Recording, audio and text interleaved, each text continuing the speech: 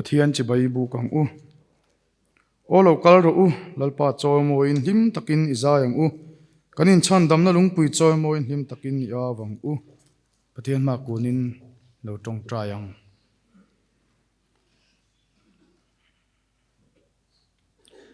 lalpa zaina Christian thalai polte nongma bele turin hun thamen pelom thu kan thil chia nongma be hun kam man chung zain nang kan hnen alo chengla iro pu nan mang che iso ming kan dile amen alle ai arong kal tu ta kha chu ron kal zen sela zaina hei hun poimo tak mai kan mang don ya kan hruai tu kum bithia awanga KTP min chhuwa san tu ta thlana hun te kan mang don ani zaini hun in cher chuan deuh leka wangin kan hun man dan tur te han soilok taila a thawme tran tu kan somanga chumi zawa kan ziak tu hun mang turin kan somanga kan ziak tu in hun man zawa Pathian thu kan chia rualanga mathaya bung som pakhat chang som ni pariat atanga chang som thum mathaya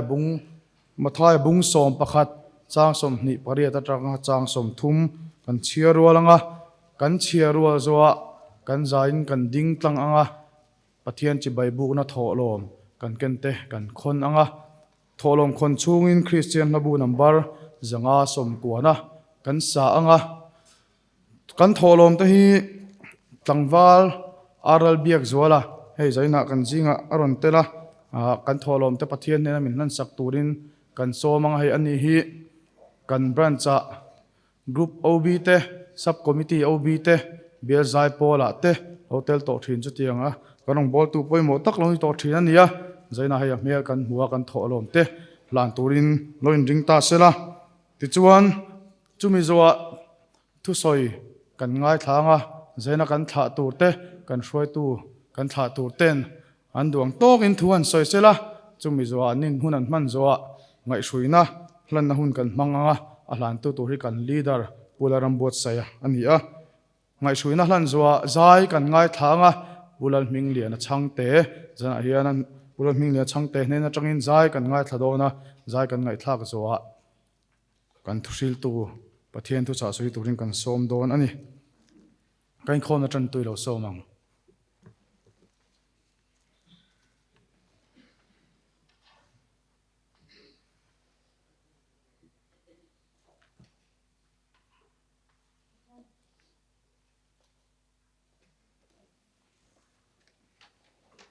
Pathian tu thiang him lo ngai thang u Philippi bungli changli lelpa chuan lom fo ro u katile pek chinang lom ro u indo theizia mi zong shiani ro se lelpa chu anaye enga ma mang ang su engkima chong chai le dilin lom thu shil tel zelin indu na te chu Pathian hne na shatirin omjok ro se ti chuan Pathian thamwana riru renga sha sen lo khan in thin lung le in ngai twana te chu Krista iswa a chuan veng sakang che uti le jacopa le khathun bung khat chang som hi paru tu po sa khongai saknia in ringa alei veng chasi lawa mani thin lung in bum jok chumi sa khobyak dan chu engma ani love kan ban bil cha chatel pang kan za ta mi som sakro se lo chang u olpa kan Pathian mangai tu voina te kan hun man to hnu in lepa na mi zan na te nangma bya na hun cha te min pe a lepa zani na hianin hun poi mo tak kan shwai tu hun kal chhuak tu te thana hun kan mang don ni a lepa ani tampon zan poi mo tak le hlu tak sha ren tla kan ni dona lepa anwang lai te irong I bol phal irong te an bolna te lepa chaklo chang te thluk chang te an nei veang chunga te po chan lepa nangin I ompuya shisel na cha te pezela tun hun thlenga lepa I shwai vai hne na lom thu kan ron soye chan lepa tu zanin hi an rong bol top na ani lo ti an shata an kal le zel na tura te lepa nangin ompuila tun ai na sa zo ka irong te an bol theina turin nangin mal som sakla nangin ompui bokang che chuan lalpa chu ti ral chuan kan ui don hle kan branch ta na mi changkai tak ten ni an ni a lalpa ami mal tak pon kan ui veka chung amai ro chu lalpa tungkuma shwai tu thar te nen kumbulte kan chan don ni a kan shwai tu thar te po lalpa nangin fin na te rem sha na te in nangin vurla i tharau thiang hlimin nangin nom pui bokang che zalna hun hmang tur zong zong te po lalpa nangin ron ding puila zalna lawin khom te po kan rilu le ngai to na zong zong nangin min nei sakla lalpa tun huna hian lungai kun mek te rilu lama har san te dam lo chak lo te le lalpa lusun kho har te tan po i thamwan na le iom puina kan ron dil boke chung zong zong chu i swaming ka ron dile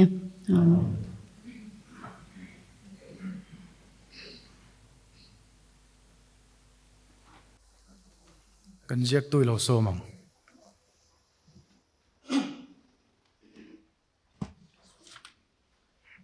Pathian betura ron kal zong zong te kan dal pai so Krista mingin chibai kanan buk chawani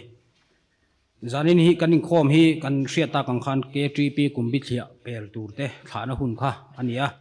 min hruai mek to hi tlangwal Jonathan lal chan hima branch treasurer ania kan tran tu kha nula ke lal lom zuali ani zanina kan thusil tu tur hin nula lal ramuan pui ania tholom khon tu tur te tlangwal lal fak omale tlangwal thamuan oma ten ni donani zanina hian kan thla tur ten hena tangin thu soi kan ngai thalona pu Emmanuel lal riat zol ral te pu aral mal soma pu salmon arti khuma le tlangwal David lal tran pui ten hena tang kan ngai thalona ni zan hen solo kan riat ang khan kan ngai thanga pu lal ming lian chang te hena tang kan ngai thalona maro chani hi tlewina buai dewa aron tia karoin khom don thawa karon tlai de hlek dona atian nakina aron tlai de mai thekha kan lo se thiam don nia zaina kan hlasil tu kan hlashuai tu hi tlangwal chil nun fela ania kan hlasil tu nula suzain laram buat sei kan keyboard isipu Benjamin lal nun siama ania kan sound duty so tlangwal lal mu anoma ani ni som ni pokwadun pathian ni trong trying khom program longai thak chun zomila hruai tu tlangwal lal pek liana Bible cheer tu tlangwal Philip vanal peka ten ni kale kanin khom dan tur hruai tu nula is larin hlui tran tu tlangwal Jacob vial chan chuwa thusil tu pu Simon malsom tlunga tholom khon tu turte nula ming chungdungi nula larin omi hla hruai tu tlangwal Isak vanal ruata hlasil tu nula vial cross thangi keyboardist tlangwal e larin sanga sound duty hi tlangwal Henry lal buat se ten ni dorani puan tur tul dang long ai thak chun zomila hei kan thria dangin kan branch in kumtin kan branch din cham kan lom thina kumina po branch committee chon lom le ni se atia February hemi den chen hian thi sen pek le tur ani dona Durtlang hospital February ni som pariat in rin nia kan ke dona member te ala hla de hlek amaro chu lowin ring lok tai langin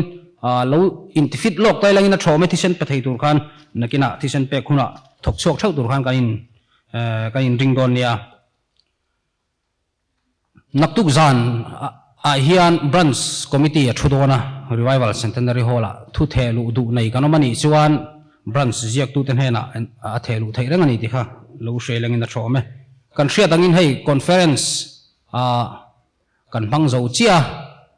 member thanem tak kanin khoma kan conference te po kan ti hluin ka ria alomom hlea chanvo mo phuna nei zong zong ten kan chanvo te thatakin kan hlen chuak te a sarte zai pola tel zong zong te reception lama duty te thing puilum te sound duty te le branch member in khom zong zong te in zawai chunga lom thu branch committee chuan a soi tak me hei kan hria dangin member kan nin pe chho zela kumina group te po kan siam felta kan tar chuaka kan group te po kan threvek to turangai tailengin kumina hian hei kanin member zaruk som ko pakhat kan nia nikum khan kum top December khan jasari somli panga kan nia nikum kan na phak lo hle maya kan thian te mo kan in huai kan u nau te an member an zon lai lo omrem chang lo zinemo khang ten lo mani chuan kan bial tu ten hena khan lo sil thin tai langin a tho me tin kan u chutiang mi kan thriat ani chuan branch secretary ten hena te po a hriat tir thei ni ti kha lo hriat tai langin a tho me tun zirtop ni zandar sari hian group sum and call tu te revival centenary hall training nei turania katakal tur group lama kan treasurer te kan finance secretary te kan teldon nia tin atuk lok in rini zana dar inkhom bana revival centenary hall bok group secretary te tan training nei bok turania ha kan dok sedon nia hey zanina mi pali kan tha dona kan hriat sa vek chuni ma selangin an ma ni an uyom don hle mai hai kan hruai tu hlun tak tak an nia ka soi fia thiam dana chuan ke tripi chum min generation zingami chum min tak tak te zingami khan nia zanina mi pali lai kan tha tur hi lunglen thak don bokin kan thria introduction kha han nei ve sum sibel lama tangin a thaing kan thria masaberin pu Emmanuel lalria zola ral te lo ding sela ole longome puaral mal som heron ta an na an boy dawa aron tai de hlek dona kan lo setai langin pu salmon arti khuma ole longome tangwal david laltran puya ole longome zanina hian in khom bana refreshment thingpui le a me tuinai tak kan buat sai dona kan hruai tu hlui tan min buat sai sak dona tin zanina kan me tura hi RC bakery tan miron tum saka an chunga po lom thu kan soyani ti jong kha kan puan thei te nia kan lo in share dona group tin secretary tan kan group thau khalo share tai linga na so me mathai group lo dingang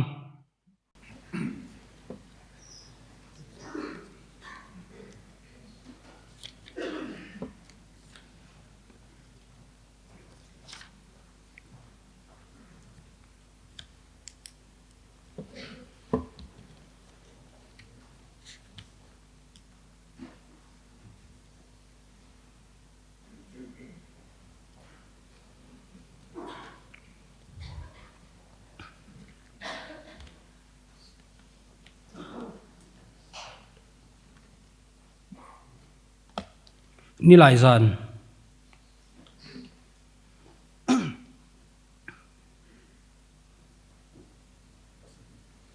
marka group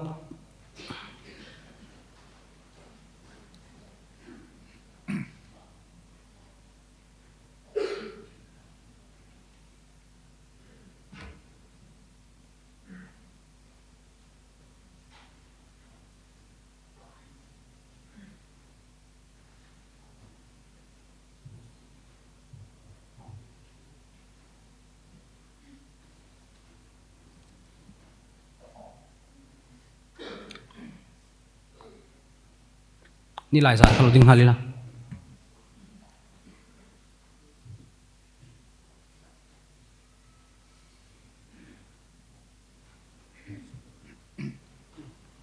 Luka group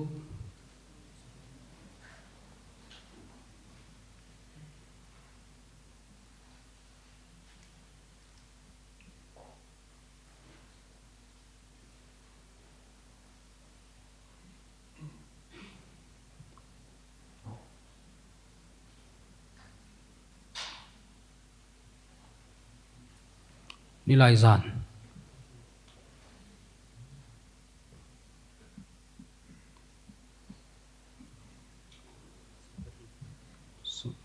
Zohana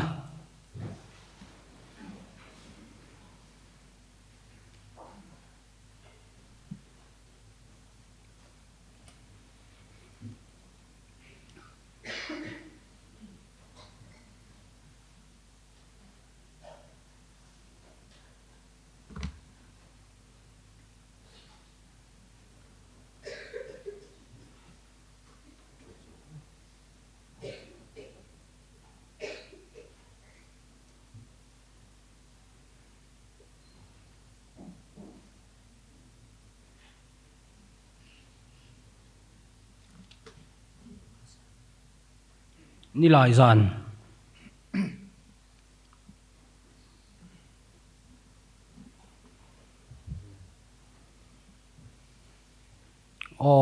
midang group omnal shalo te po kanom thaya tin mundang atanga roing khom te po kanom thaya khang kha khonga in ban han pharila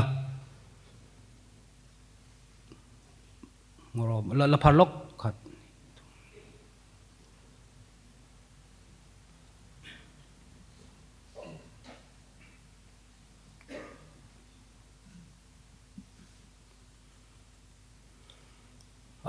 a voi khanna te ni boka he kumin chukan in check zeu zeu tura ngai tai langin na thome mathai group ob zong han din lok teule kan kal ke mem kain khom ke mem wa paruk tur ha kan ye khat ni tu pang on ki me marka group pakhat tom lo ni mo ep o ki me zohana group o luka group o ki me zohana o kim alo mo me khang kha kan kumina jong kan ti zeu zeu tur angai ta lang suai tu te hi chu in khom tur kan ni ti hi satai ilang ina thome chin hriat lo kha om lo tai la kum bula tangin e thanem ngai takin ti tai langin kanin thla da suai tu kanin thla da hian member te ngong ania tin kan rong bol bui te kan ril ru kan tin na thira ni ti kha satai langin chin hriat lo kha om lo tai langin a thome zane kanin khom dan he tiang he ni mathaya somli paruk ni lai jana pasari marka somli panga ni lai jana som pathum luka somthum pathum ni lai jana som pathum zohana somnga pasari ni lai jana pariat le midang pasari kan vain za somriat le pariat kan ni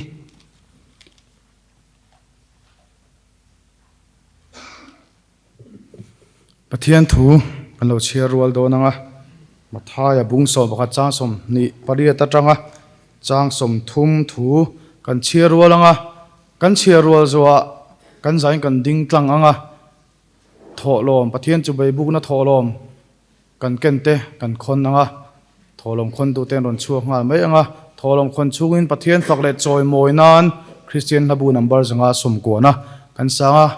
kan soita kan kha kan tholom te hi tlangwal aral biak zolan pathian hen amin nan sak don ania khongain kan zain lo dingang mathai bung so pakhat chang som ni pari ta tanga chang som thum le chero lang u nang ni thoklim le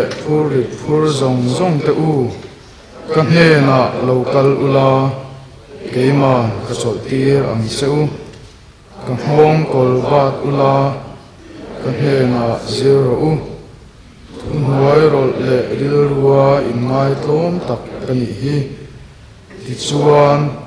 in kharau tan solna in hu ang ka hmong kol chu anuama ka phur ko zang ani atia athula pan mal som se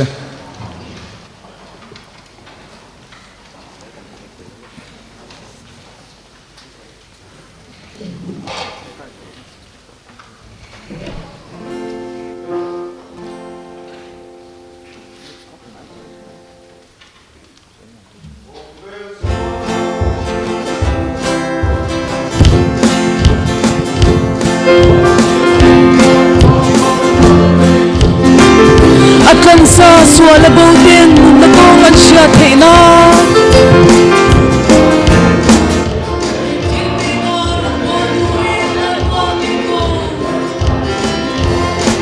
pero ulit suan bigin omang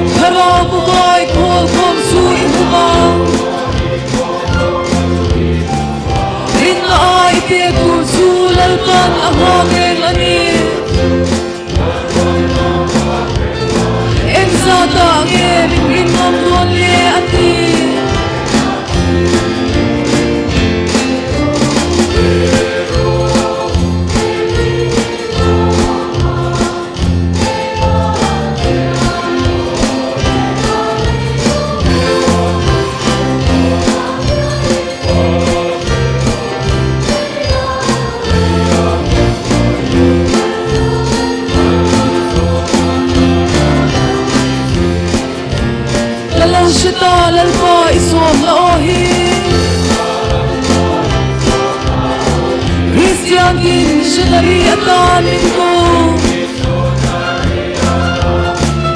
Bahlan se ka nei zong le ka taksa ka nun na le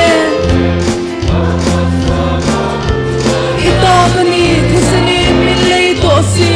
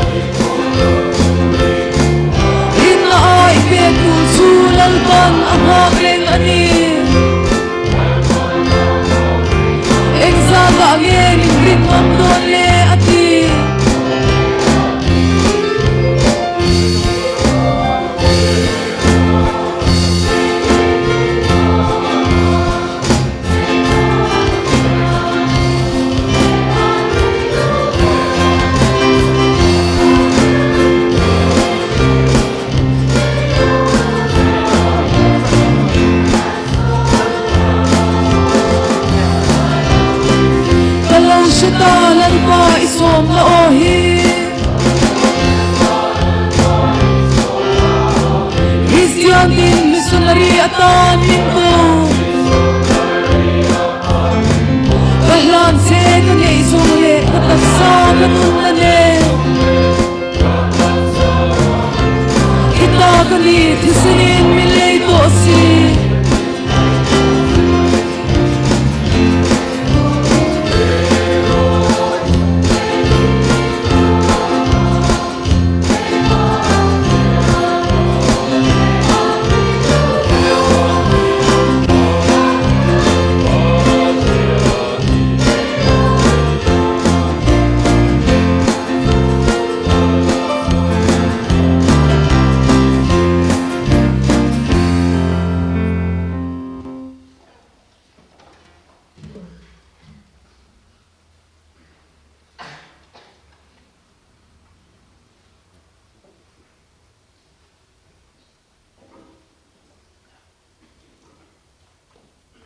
thil pek te lo hlan angu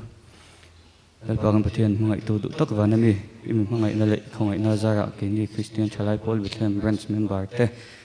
zaina te inkhom na hun thatak te min siam lewai nom thu kan shil che a zaina hetlai muna ibek buk thiang ni ma kanon in khom in kan thil pek nei ang tok tom te kanon keng khom ve a lalpa nangin malmin som sakla amhan na tur rom tak amhan ani theina tur hin in na kanon hlan le amen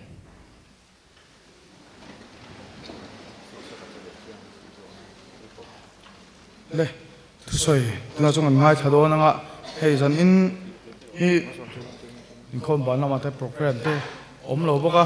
kan man ho lutuk lo tur ngai tai la a thome kan soi tu kal chuak tu te zeina kan tha te thu soi turin kan som do na nga in tharung lo se an duang tok in han lap phot mai sela ti chuan thil tam tak an mani tang pon jir tur kan neyang hun te ren lo ta sela a thome ma sabera pusalmona kan som anga chumi zoa tangwal David laltan pui pusalmon arti khuman hun man zoa tangwal David laltan puya aron ding chuak vele anga chumi zoa hu Emmanuel lashe zoa ralte kan som vele anga chumi zoa huarlan mal soma aron thlen man to jong kan som anga aron thlen man chi lo chuan kan program kan seilok angte thil dang te kan timai tura ngai taila tuna pusalmon ai lo somila akaron ding zui to lo nga ti khan en do tin ron chuk mai se thome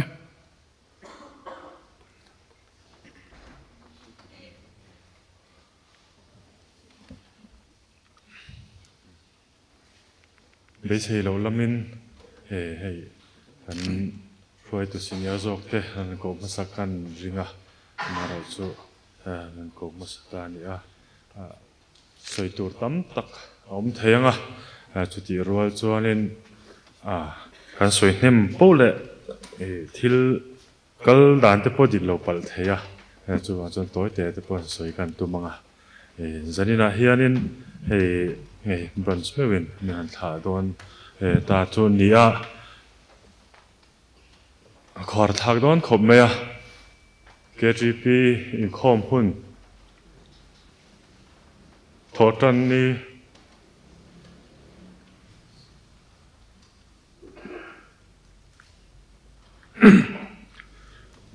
thotan alo ni chuan na po tu ma se in khom turin hun kan siam thina chu tiang chuan in kum tam kan lo thok chuak ve to ka to mi te ka ti kholo zo ve ti chu ka lawang renga zanina hian thalai puite ilan ni en ki khuna po kan la in muanga helai ke tripi huang chunga kan ron tel to don lo ani meya maro chu ko ran khata loi kan ni chung huna te chuanin tuma in mission chuang lo ila kanin nel dan ngai te khanin nel rengila kanin biak dan ngai te khanin berengila ti te kha ka du thu sam ani min en sang ani chuanin kain kanin tharunga nuam lo kan tol tol don ti te kha kan soi sa anga kan malam huna te thalai te kan kalezel tura tran kan lag deuh zel te po a tha anga keima phechon en ton tur han hu chia cheu hi ka nga lo via win gain ria maro chu engkima ka ti ve theito ka phagang to ka chuan ka thale zung chu ren lovin ka tho chok ve thina atem tham thin khop mai ma se ka tin lo na ka fel lo na te po ka member puiten min sa thiam thina mi thaenin min en ve zel theina te po hi pathian zar ni ti lai te po han soilan tel kan du boka ka ril ruwa ka in ngai to na zong kan ting chuak kha bo deuh duak maya ka thian han kom deuh bik te po an oma amaro chu thil tam taka soi to lo mayang KGP te in ka lezel na tura du sakna kan hlan chewa KGP kan hom ho chunga ka thil ti ve thina te in lom zong thil tha emo in lo mu ve ni chuan lo chun zom chho ve zelula keima thalo in muang chi kha chu keima hian ka liam puyanga ka kal sananga ti chuan min ria sak chun zom lo bokula ti te kha kan ngen le ngal bok cheu ni tu tam tak ka soi lo me nge ka ti zong kha ka soi thein ro se lo me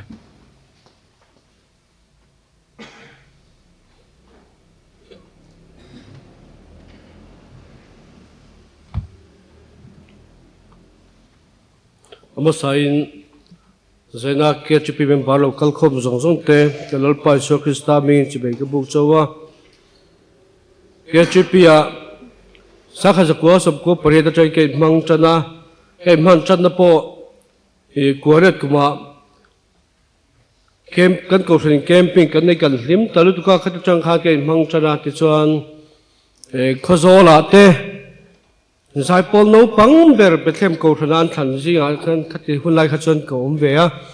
ti chuan din thar branch te ka han to a hata khan la le khur chui kan kala ti chuan la le khur chu kan kal chuan sai pol ka han dinga ka van do nge no pang te ni asi ra he na la po sa changam lo khan ka nom ve china hatiang khop khan hun te kan mang ve china ti chuan zai pola la ka zirma sampe chu harna kan ngai ti khania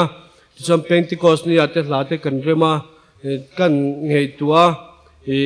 lunga leng ve be mani kha la te kan etia zai pola lui lam pang do te kan ngai thak te chuan khami la kha kan ngai thak te le chuan bethem ko ran zai pola ka tel nama sapera kan la zirma samper ani ti khan ka ngai tua chu thina chuan December ni somthum pakhat kha nikum ani tong chu hata kan la sak kha zai ko ran zai po langa mi ke chi pi huang chu nga kan la rem nung ber kha ni ve don to ha ka dam chu zo ka chin chia be reng to tu kha ni don ni ke chi pi ken man chu ngin a chang chu har sa tam tak te han nei chang te oma he zai da po karon kal klai chan chu ema dang ni lovin nimin pia changin har thi den ka be ya kein buala kein bua zo khan har thi re the lo ka oma ti chuan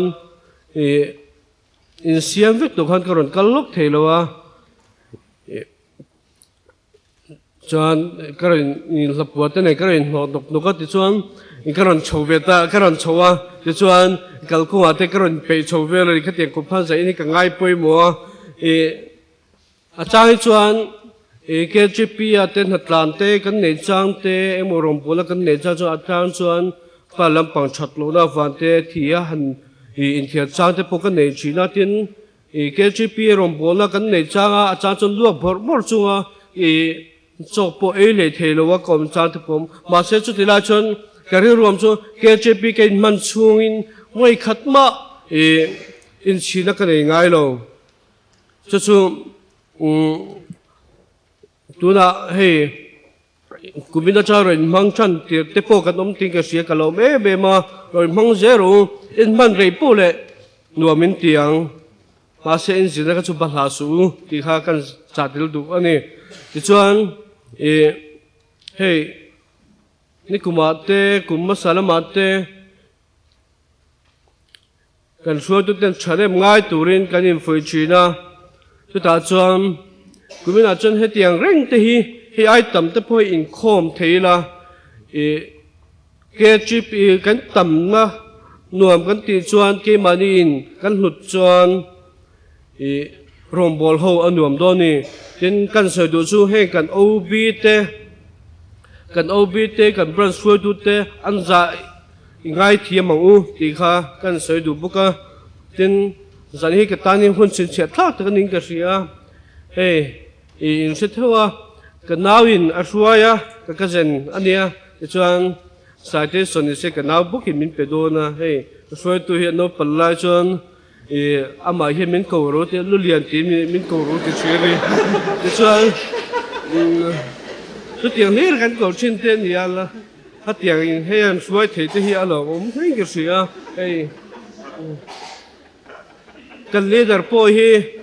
ano pallai chuan atlar pinglu tu hiron chap chok tuk chiri tu tiang khop chuan cái tiếng á nói anh cô xây dựng cái căn này về á là ông ấy tia cái chip vong chu à thế tiếng an xua ya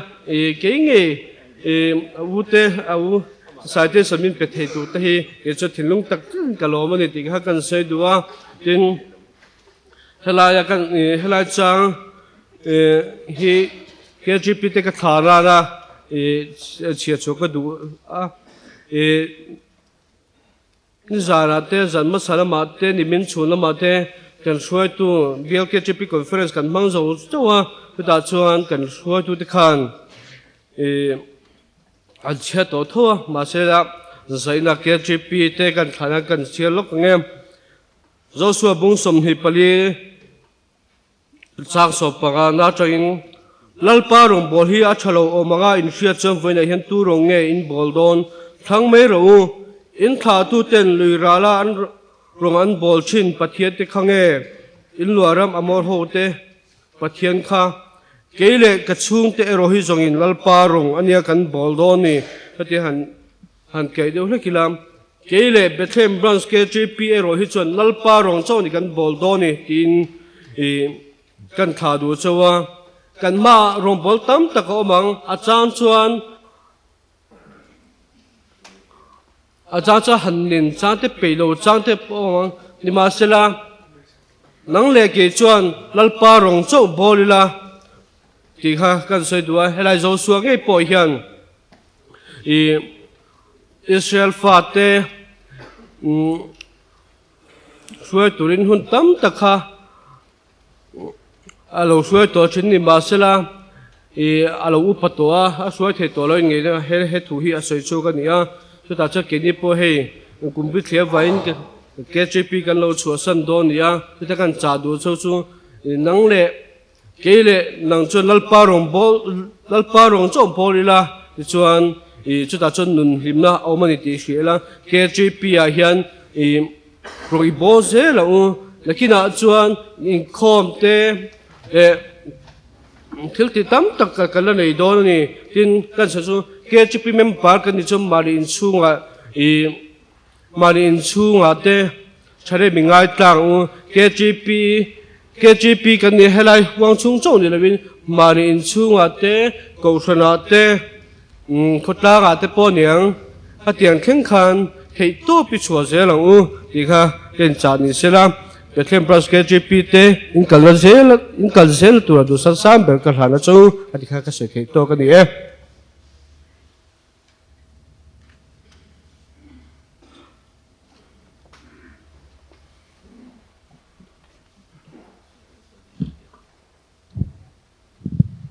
sabera chuan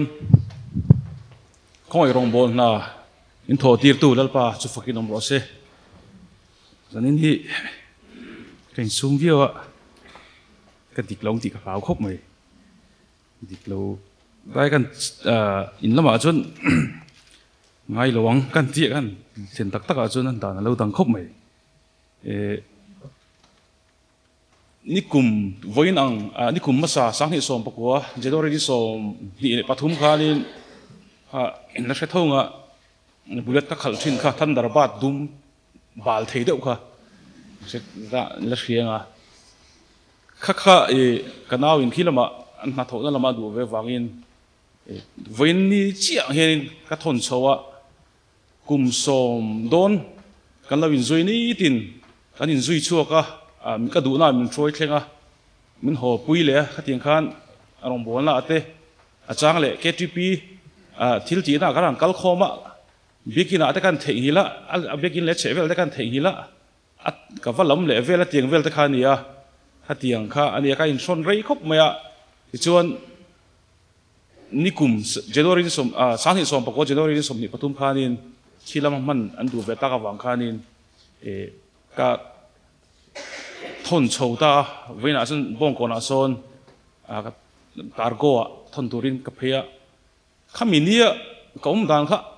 vein ne ain ang riam ka ria kan ni deu mul maya rei tak kan lo chul nel to ni tin kan lo in zui chua kan ho po min roi ka kal na pianga min roi om na pianga om ve khat ina min chua san tu ril ruang chi khan tu na hianin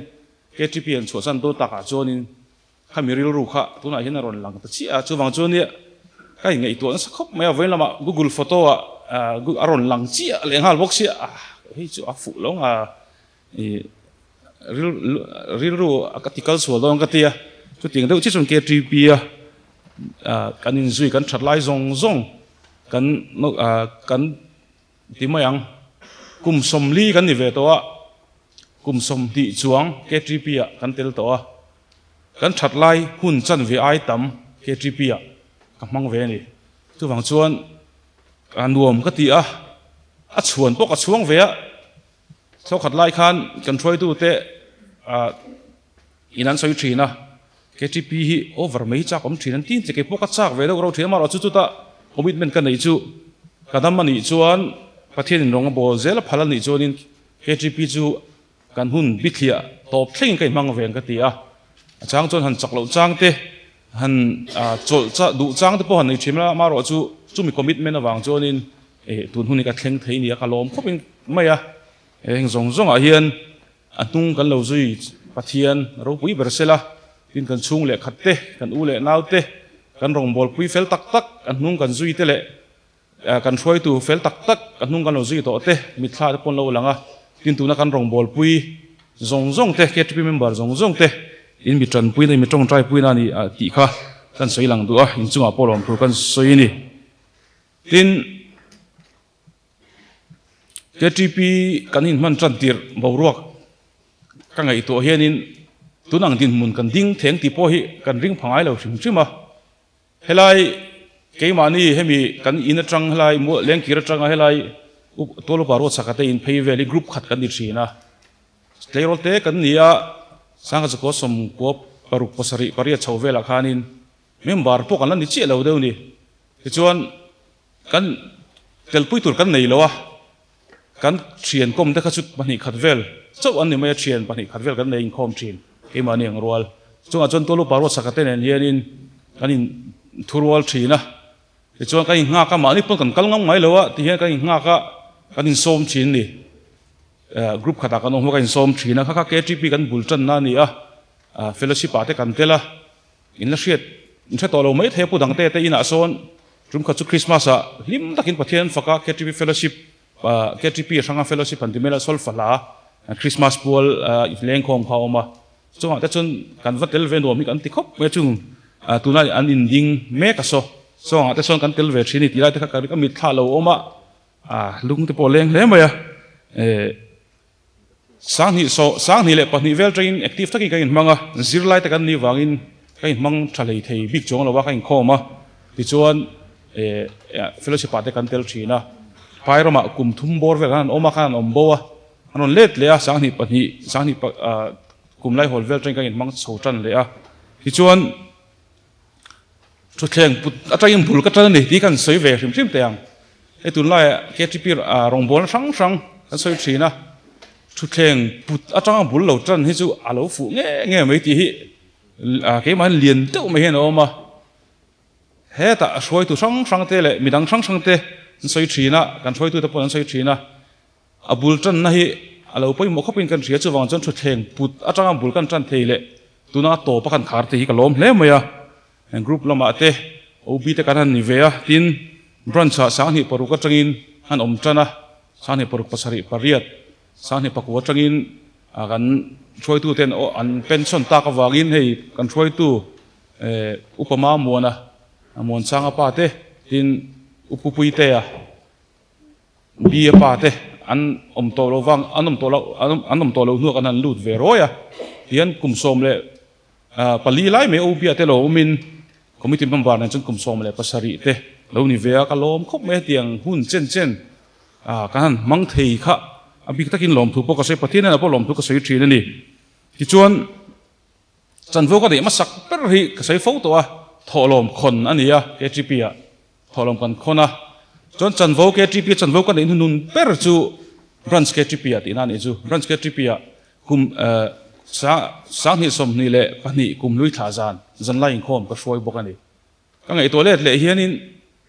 alom ing ka ria ka bultan na le ka top na kha lom nei ka ria in group ni 11 subcommittee refreshment bulkatana refreshment subcommittee chon refreshment subcommittee ka khar le chairman ni in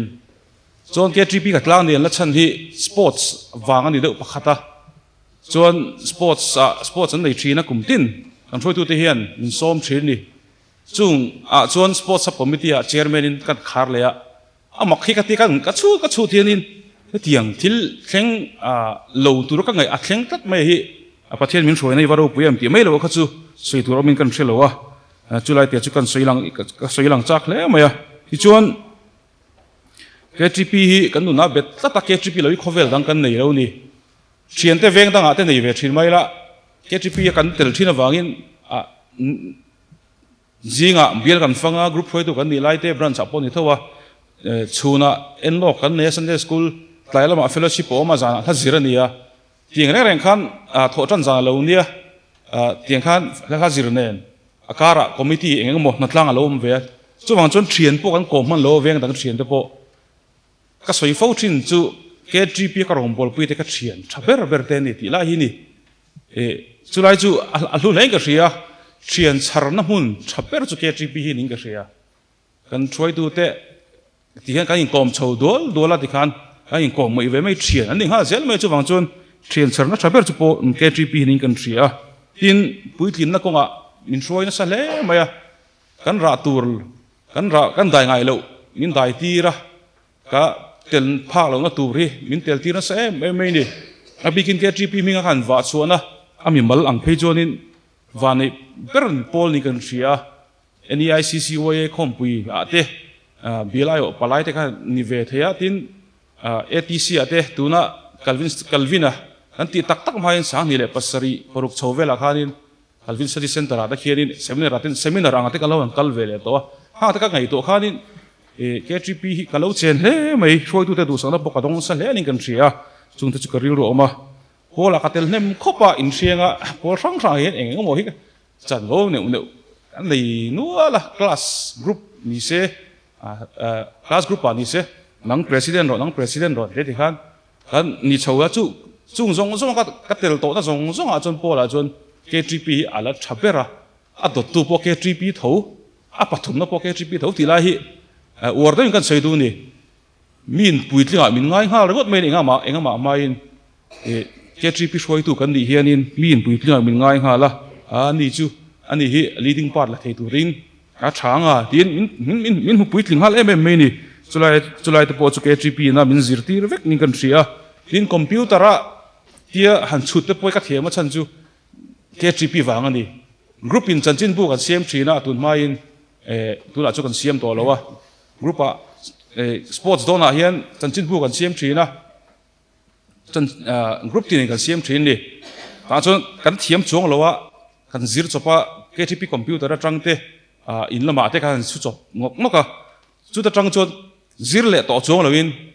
computer te kan chut zai thei dan hi KTP wang ani KTP call omlo se chon le KTP omlo se chon kan chu thei do kan ring lo hai gospel a editor te han ni ve a chunga te po chung kan ngai tua drum khat kan upasi la sang lo ra hi gospel kan enkol lai hianin editor ani lai ke ni kha join editor kan ding ka ria chuta chon editorial hi anei mi lawa zir tom ni zana chu kan chua chon a hotong ati thuta chon tu kan chun zum don ne tia chon atu ka lo nia miron phone a ka man le don lo tat mai lo chun zum la dang zong po lo zo vek ro ron tia khamini ka thlan tat nge ka tho sal tu le ka thlan tlak san ji kha ka ngai to let le khang te kha kan ti ngai lo le kan hu phur deuh kan ti kha puitlin na konga min lo hroi tu lo ni reng maya khatiang han kan hroi tu nen ti khan min cher lo ta se chunin computer chut te le a thu an phu rim chim te po kan thiam do lo ti na nia chu wang chon KTP ka tan chon a hlu le a kan in bulletin a khanin hroi tu ten an zia kan lo zia ka KTP a zona obili reiber kan branch a chon ni min tia midang chanchin ka hre chuang lowa hang ringot te po khalom min kan ria tianga ka ding thei te hi kalom hle mai pathian throina lewang lew ani tin amak ti mai lo chu soi tu rom lowa kan in nei soita ka chuan ala mai vai thowa kalumet tu po KTP bial KTP kan throi tu ania kan khum siam tu po KTP branch committee kan throi tu chuan electric min siam sak tu room le tivel min siam sak tu po KTP kan throi tu te kat KTP khovel hi KTP li heng ka ria chung te chu vena hian kan share du chawa KTP lu zia kha a chan kan soi du la chan chu KTP lu zia ke ma hin ka tong chiang em min kan ria e zona thil danga te bu na khai tur tam tak awma ro chu ka soi ve fo thin chu KTP phot lo chuan KTP ka in man zo phot lo chuan engma ka thi thei lo ka ti thini enga te po tel turin min som ve thina enga mo ni te po ma ro chu ka sei fo thin chun bula kan KTP zo photang e ti lai te hi chu chuan kan nu na thil tam ta ka soi awangin mi bula ka soi chu kha alo thale mai kan ria tam tak chuan mi ron zui ngam to lo thina khlai te kha a thain kan ria tin rorel nuam timi kan nia reil tong ti ka lau de hlaga pusalmona soi ai kha kan soi bel zong ai pusalmona soi toy boka kan milit kha kan puk lok mai ngo no se thiam mai ro rorel nuam ka tia KTP a hian chu po chu rorel nuam ka tina chan po atira chon kan ni chuang bik lawa group a te kan committee a branch a te kan oma kan committee a kan soi tu te na thil an soi te le an che zia te an mail te engting en soi engting e trong kam an man ang mail te gen lan tir ti ang zong hi ka tel chan tera chu kalau chut kalau ngai ange uluk temin an mail te le an che zia le an trong kam te ka zir thina ti chon the to pin chu ting chon mani ka import chei ve thina chu kan KTP ka in tel chan tira khatinga tak ka lo ti kha tu nu hin a hlok la ka mui ka ria engting e ro han real le thil danga te po soi tu te mi than lo langa an thil soi dan te an soi du dan te le ting kha lo lang thin ni chuwang chun ro rel na hian kan ko ran chon ro rel kan ngai pe me ya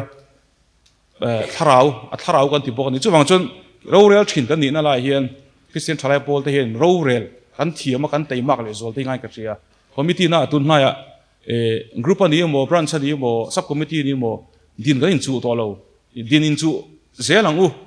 cái pakhat atel lo hian member in zati nge voice an nei lo ti te khangai toila branch committee member som thum le ti vel kan nia ka thu ka soi lo chuan committee na ka din lo chuan ka ai o member som nga bor vel mo som thum bor velin voice an nei velo ti na ni chu lai chu committee kan ni na chan ni kan thia trai te chuanin ro re thingai pui mo zel la din zel po tu mila ti kha kan soi lang du bokani tin ko ran chung changa ko ran hi engamo chang chuanin thil kan thelu ta kan thil thelu kan du lo zong kal om thi ni ko ranin arem ti lo ti velamo ti lo mai ro se min ti yang vel mo khala om thi ni chunga chun ko ran zai ngai om hi lo thakop mai achang chuan aron le ta kan an phura kan rela chu tiang chon member te po kan shoi nga tiang chu kan tinga property chung chang te po kan tia phur te kan rela ma chu ko ran committee an lu chawa a chu la lo ti le thin lo anga ti lo mai ro mi lo ti a thin ni khang zong zo khanin ko ran zai ngai om rem ti lo chan kha san thatak khalo ni thina chu wang chon ko ran committee thu ngai chan ko nga he tuna pe chonin ran committee ne kan tho hom na the be maya ni kan shoi tu te pon fela chu nga chon ngai to om lo rualin kan kal zel na tura ko ran committee thu ngai chana hi poi mo lai kan ria tin KTP member te in khom mo turin kan tia kumina po ni lai zana in khom in kan in share don ni kan shoi tu te bula chu ka soi to a in khom mo rangu ni lai zan in khom mangu in rin zan in khom mangu kan ti na chan hi chu KTP kan ni chungin la li so khan in khom kha ati dan pa nga in ti dan pa nga ya ne chu wang cha in khom thin ni ti dan phung pa nga ya ne in khom thina kal mai ni pathian ni kha chu in khom mai khami kha kan nu na bet se ni lai zan lo thlen chuan da rik chuan ni lai zan in khom mai in rin zan lo nia da rik chuan in khom mai pathian ni chun ne chuan da rik chuan in khom mai kha tiang kha kan nu na bet se kan du wang yen in khom te po kan war thin ni in khom war ro turi kan som thin ni chu wang chuan KTP kan in zirti ra hi a chung KTP member kan ni chung chau ni lo kan ni to lo hu da po chu kan man tang kai theina tura ta na in zirti thin kan ni chu wang chuan in khom te po tu na ka in khom ni lai zai ka in khom te po hi in ti sek wang ngor ni lewin in khom chak du na thin lung kan nei te wang te le kan kal zel na tura ki ra kan member kan ni lo hu na po in khom chun zom turin kan som bok ani tin a soi tur ka ngal tu ka du tok nai don tong hei kan beginner department na zir ti thin te den branch committee khata kan om hoa kan thian te fa te nen kan in kom hoa branch thingpui te KTP kan lum ho to ting te kha kan ne generation gap phi alo zau du khop maya kum som pangata kum som lin karani wangianin te rol bula tal nom ka tia hei tu na kan chairman hi in set to lo me thea Timothy group ni la secretary khan ni Timothy group chu tlei rol group ti khan ni assistant secretary ni chu tiang te chu ni he tin ai mang chowa ani ho sia kan ta na se me kan assistant leader chuak turnen po hian ani kha secretary ni chuan pupui te leader ania chuan assistant leader in ka omboka ti khan ka soi du na chan chu tlei rol bulat tal no ban te ma ra chu tlei rol ho hian in kan bulat tal no man ti tho vak lo chu wang chuan chenu lang i te pon ngai om don khop mai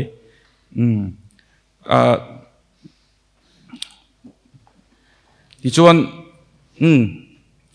ka ngai pe mo le pani khat kan soi lenga chan chin chu ka soi tam to dol tuk lo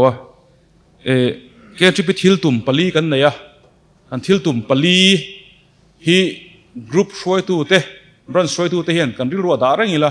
chumi mil chon member te pokan shoi tu rani ti lai te hi poi kan ria thil tum pali chu sei ngai lo chumi kan ti lo tlin chumi zong kan member ta kan shoi lo kan du na kan shoi chonin KTP kal dan turin kal don lo ni chu wang chon chumi pali kan thil tum pali a chu chumi mang chonin member te pokan shoyang kan chen te pokan shoyang ke mani po kan kal turani hi kha thain kan ria thil pakhat le chi sang ni le som pakhat nge som pani khanin KTP in film kan changa rampum hop in ti siang na class of 2009 ti kha ni hei an ziak tu te ho le mi dang dang an boi pui tu an tanga ti chuan ta khanin changzi a chong kan tel ve thowa I eme kan zira kan zir zo nuwa rei fe kum rukum sari ve kan all towa chuta chuan kan sarian trum khat chumiron phone laral maya hei guest faculty nong kal lokte atia PUC a khan kan in deilo riau mai min tia kum rukum sari kan chol towa lekha po kan zir to lo kan thluak chol to nuwa khanin ron phele ron miron puilok mai te tia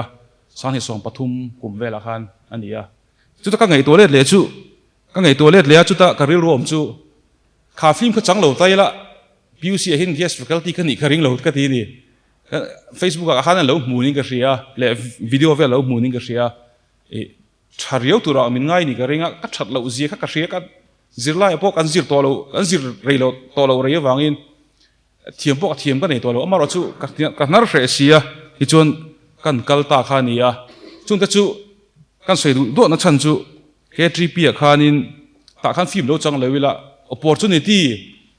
sap trong ten mangila kha aron in her don lo ti na ni ka ria chu wang chuan khang te kha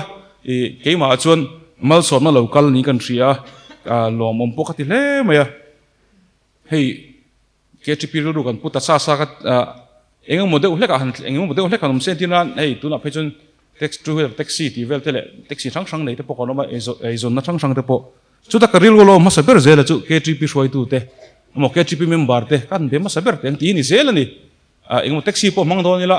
two wheeler taxi ni mo taxi pa ngai mo kan member te kan shoi tu te dom chon ka be ma saber zela ni chung te chu ke ma hem K3P bet ne to he kan ria tin kan selen na ko thana ti hen hei hun bul kan trana atop kan kharle dona Bethlehem branch K3P hi aza puyom lo hle ni rampum ho point engamoni thilakin samai inter quiz competition ti tele engamoni bot sei thila bot sei na se mem to a chunga chon ke branch chunga hianin talen omani kan ti thadu pot chuan pathiani na mangdu ni tilai te hi alang cheng kan ria zapui om kan ningai lo rampum hop thil tia general conference ni mo thil dang engamo apo kan K3P member te hi kan zapui om lo hle ni tilai kan sei duwa tin hei kum sang ni la song panga khan jubilee kuma kum kan lam tuan kum kha kan nei kha kan la hrianga kha kan nu na kai hroina se hle maya harna te hi lo poi mo hle mai ka ti K3P ka in manga ti hian kan ti nok ka ma ro chu min ti har tu min khoi dot tu eng mo om lo hi chuanin kan kalve satli mai thi ni lo nia chu vena hen ka du sak pui chau ni ka tiang harna kha chu ron le to lo mai thei kan tong to lo mai thei jubilee kuma kan harna kha chu amaro chu ke ma ni hian engem moni harna hi om se engem moni hian mi ron su se engem moni hianin ke ma ni hianin na ron thok se rong bol po no ma chak takin phur takin rong kan bol thei do ni tilai te kha kan sui lang duwa thui to khop mai ato ber do tu ta chuan nu le pa thuoi hi poi mo khopin ka ria ka nu le pa thu koi lo wang hianin ka soi thina ka thlen tur an ka thleng lo na sa khopin ka ria nu le pa te hi pathianina lei pathian te nia an thu hi a ko ngi la zom hi lo poi mo khop mai kan nu le pa te thu kan oi lo wang hianin tam tak chu kan ni tur kan ni pha lo wa tin nu le pa te a mu sit zong mo kan pastor pakhakin soi thina kan nu le pa te zu in mi thlemei mai mi po ni sela a thil soi to chu kan ti lo tling tur ani ti ang do kha ni a bible hian nu le pa te thu oi turin min ti ni chuwang chu nu le pa te thu hi K3P kan rong bon la ko nga hian a poi mo ma keima nung ke experience atang ka lo mu chu nu le pa thu oi lo na tam tak ka lo nei to na kha keima po hian om tri na chuwang chuan ka cha du chu nu le pa te thu oi hi a poi mo hle ni eng din huna po ding se le kha thiam lo ni mo tlema engam mo de an lo ni pon nu le pa te hi number 1 pathian thuin number 1 da turi min ti wangin ka nu le pa te thui oi la chuta chon puil na chuta chon mal som na chuta chon puitlin na man kong hi lo omani ti hi an thia trai kan thia chuwang chon chulai chu K3P khovel ka top do na ka rilu lo omlian per pakhat ania lalpa chon nu le pa te thu zom ro ti lai hi apoi mo hle ni chu lo chun zom ro ti kha kan sui du bokani le du tok do ni la ei wanglai hun tha zong kan chen na hun K3P kan an chu san do na ngay don khop maya pathian rong bol hi rong bol na tur dang thil ti tur dang khovel hin chong lo ni pathian ron bol chon sulama kan kal tho tho ni chuwang chon pathian rong bol hi thapera kan phak tok kan wanglai na chen wanglai ni chen na thaper chu KTP hi ni a he kan BJ ta kharon ding chuwa aron kal don ti pok a chi lo wa miron troy ni tura kan ngai ringota alo mong khopin ka re mel kan muwa ti khan kan du tok do nga KTP wanglai hun chen na thaber ani a lo tel zel ro kan thian te po som zel angu engam mo chang chonin han pe lo chang le han pi lo chang kan nei vek kan mi hring hian chu atom nan mang lewila KTP a hian kan wanglai tak a chen theini lim pok sin zu le ru lo le khati nam pang thil dang tel si loin lim takina in man theini chuwang cha kan dun kwai hroi tu kan dun khal il tu hun pe mo tak le kan thlen ngai lo min thlen tir chu KTP ni ti hi kan sei du a in ngai don khop maya mi lo tong trai pi thin ula tin ani ke ni point the to pin kan rong bo zena turata kan tong trai pui zelang chu athlem branch KTP vul zel ro se lo me kan ding lokanga puara ma soma khaloin ding ta sela ani hi kan la kan kher lo mai the tam jok chuan khum tung lama an na kalin ni tinakala khawang khan aron tlai de ulet ani mai the na laklo thilte nei chuan background ma thokten nia tuhun nga ho theiten nirwa chuwa chuan hei zaina paron tlai de usat ania lo sha thiam tlang taila hun mang turin kan som anga anin hun man zowa karon ding zui lo nga kan leader kha ron ding chu nga sela ngai suina lan hun aron mang hal do nia pumesa lo somang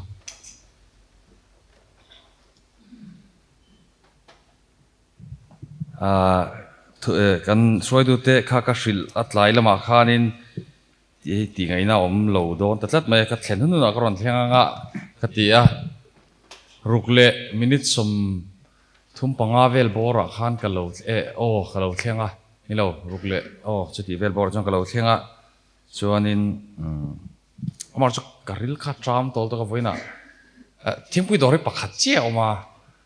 lai kan thona son tiffin ka pai box lo voin chu karil kha tram tol to ka chuang chuanin choi lo han phia chen cho te ila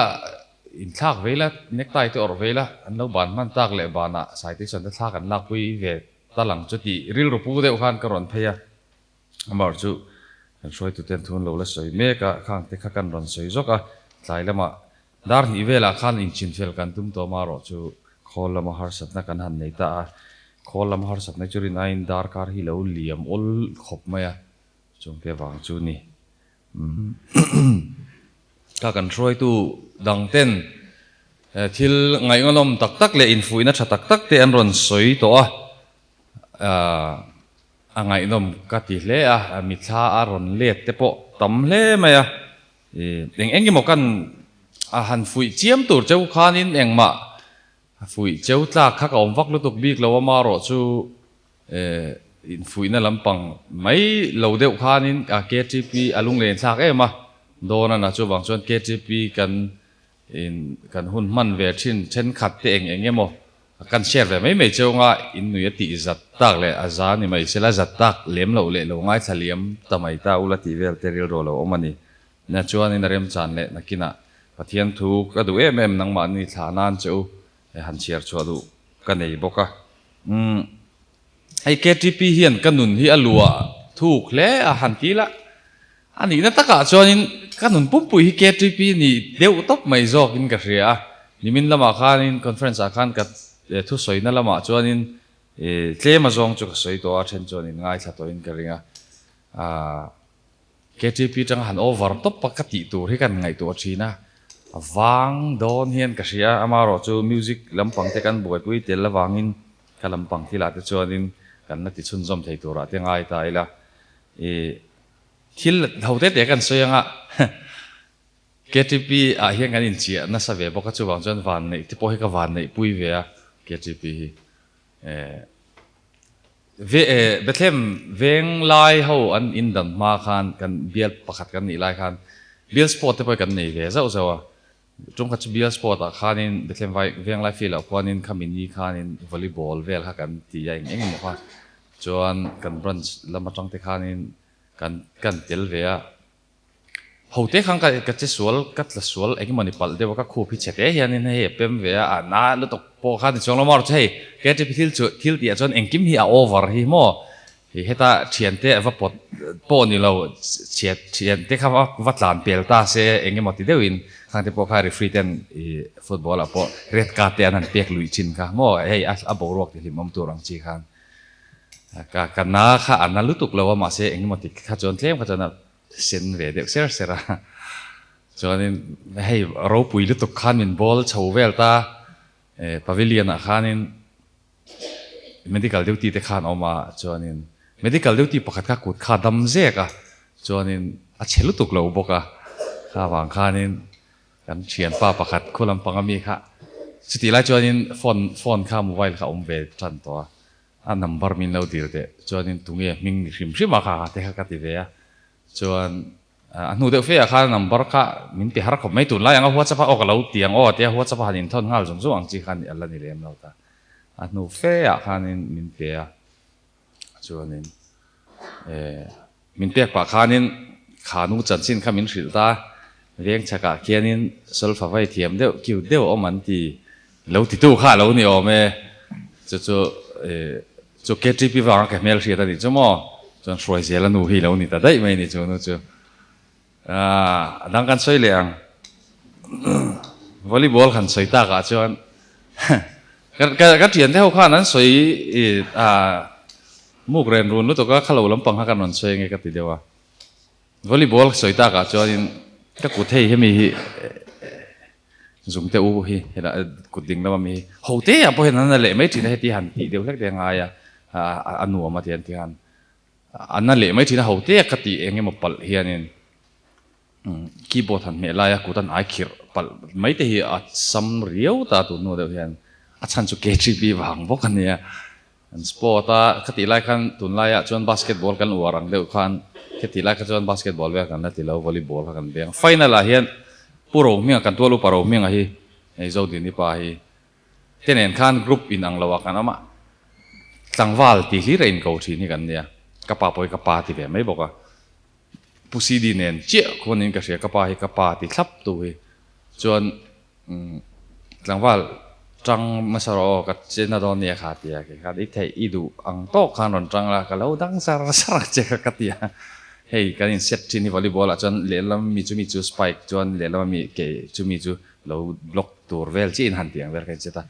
alu rual alu ve tur ang tlang pui khan ka in set thin ta chuan in khati lai vel kha chuan in aron lap ngek me ka lo block kha siper de ulek khan tia hei hi dun thleng hian JGP wang bok ania khati lo lam pang kha thil dang kan soi lenga poro minga han soi ta ka chuan Owen Hall kha om thina then khat pe chuan mu mal man pelo mai theya ma se KTP member chin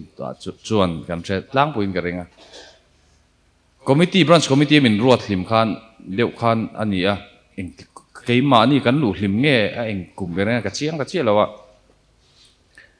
Owen Hall khan nileng committee tur khang kala lu ma khan step a khanin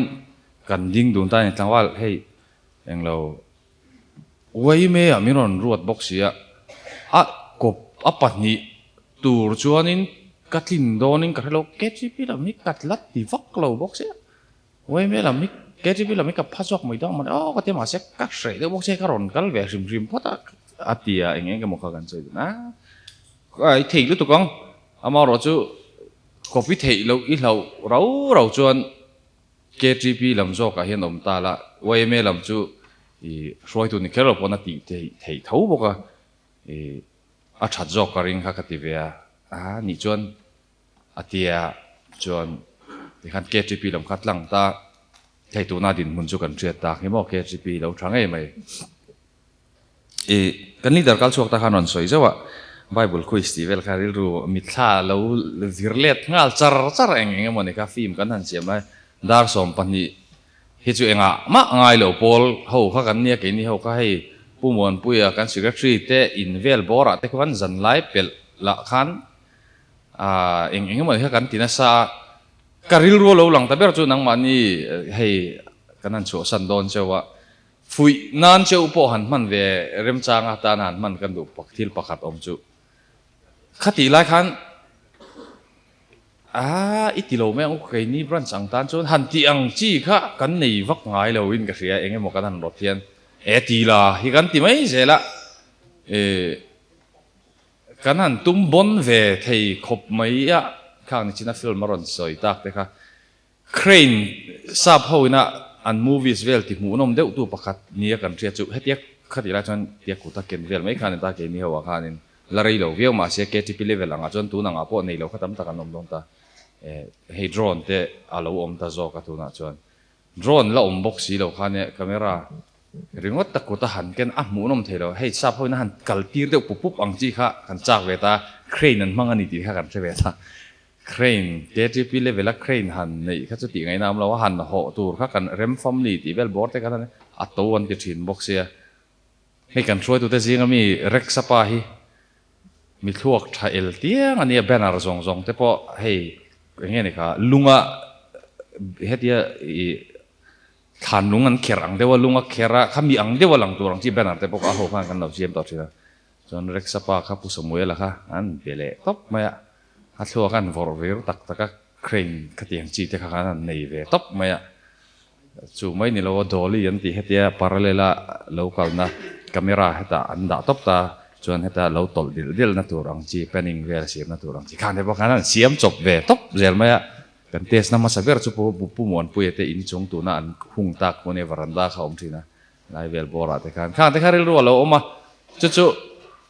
tin interbranch KTP Bible quiz kan ti khan ram pum huwa pania kan han ngam sia kho pa kan tui box sia kan phur box sia a theilo na lam le har sat na lam pangkha kan ngai tu alo hrim a thei dan tur kha kan ngai tu angat ngat top jok maya he kan leader chuak ta te ho te nen kan ania le tu khati la not lam om ta pu jon ni te ho te le tu te mo kha ania pu sakat te ho te bor te anu apo kan ngai to le ta voi khat ma formal de hian kan committee lo reng khata in charge so fa kan in kom ngei na kha in kom ngei na that je KTP ka thil cheunga nakina po chu thu chu chiar ka du a kan committee bang te in khom bang te hetia varanda kan han ding khom te oin hall vel bor kan han ding de meeting zo kan han enge mo mai ang chi kha committee kha kan hingal zela ke hian phone a henga lo chin chia tuna revival hola lectan kan man thin i ro pui deuh mai ma si hi ho ta ni lo khami thinga simple de wasiam diurata fa siam ho in sianga khutiang vel bor ho te kha a design tur te kha lectan pa ngai tuna beginner ta nge mani kan tereu te kan lek kwal chin kha khami ang deuh to pati kha chu achangkang lo in kan threwe deuh box si kha wang khan eng tin nge lectan nice ve deuh lek ang kha kan tiang ti te kha kan han ngai to phone ten kan han kan han thur kwala design te kha phone a te ne kan ti mai ni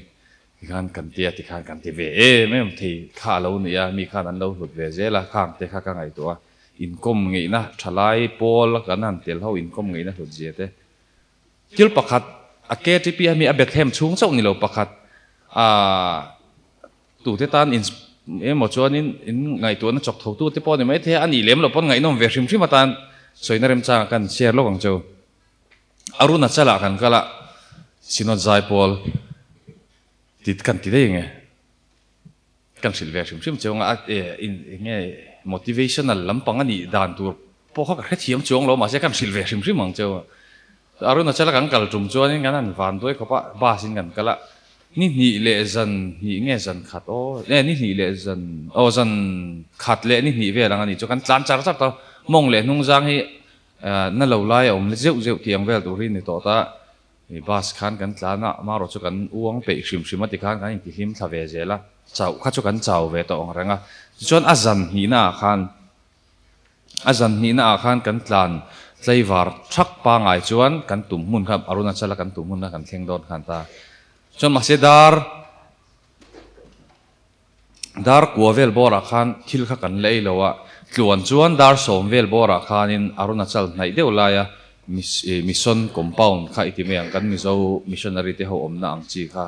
khalai kha kan va thleng don ta chuan thil kha kan ei don ta kha wang khan ti khan กัลกองขันทิ้งปุ้ยเสด็จอินบ้าเขาจะเช่นจังทิ้งปุ้ยไว้ทิ้งปุ้ยอังจีให้ติดเทตัดเราแต่ขันองเวบกเนี่ยขันติขันกัลเพดาดาร์กัวเลชันเวดาร์สมติเวลบอระขันินกันกัลนั่นลำปังข้าลีอัจฉริยะข้าอันติตาข้าวางขันินอินกัลเทลองฮอลเลยไม่รอนเตียจวนอักกัลที่ดานกงดังอมมีเรามีกันนั่นเตียจวนอันสวยดานขัดจวนพาเฮตาเลียดเดียวจารอุลตุนัยนมนาจังคันสุดท้ายจวนอินเปียงอินรอนเปียงเลียดเลียงแต่จวนพายโซละโลมังบุอันพุนนังจีบุอันจีนังจีจุมีพายโซละจวนกงเฉเตอมเวะแต่จวนนักกัลเทียอามาโรจุลายปอจวนมุนปะคตะอามุนกันวัดเห็นตักจวนตัวนักกันเบียกินดุงเจนเวลฮีนี่จุลายจวนอินดิวตี้อันเราโดนะเฮมีมอเตอร์เตะกันเตียงจีมีคาร์เตะโบเลโรขัดเตียงไอเลียนขัดจุกัลันพัลเลวะขัดเตียงเขามอเตอร์เตะเขากัลันตัวขันมาเฮียนเลียนตัวจุดตาจวนินมอเตอร์เลียนเขาขัดจุอาศีระขันเบียลช่วงขันเบียลขัดจุพายขับบิบวนพุ่นนะขับมีช่วงขันนักกัลเทียมาเราจะชูนแล้วมาจนจักตัวรันดิวตี้ที่นั่นจันแล้วมาจนดิวตี้นมโดนมีอะไรวะอินกัลเทียแค่ระวังอันเทียบาสกันนี่ตาฉันจูเขาเลยมีพายช่วงเด็กจูเดียกก้อยเรียกขันนี่ตาจนกันบัสไดรเวอร์ค่ะเพียงทาร์ชัดเดียวไม่ขันเนี่ยตุนมาสวลเอ็มชิน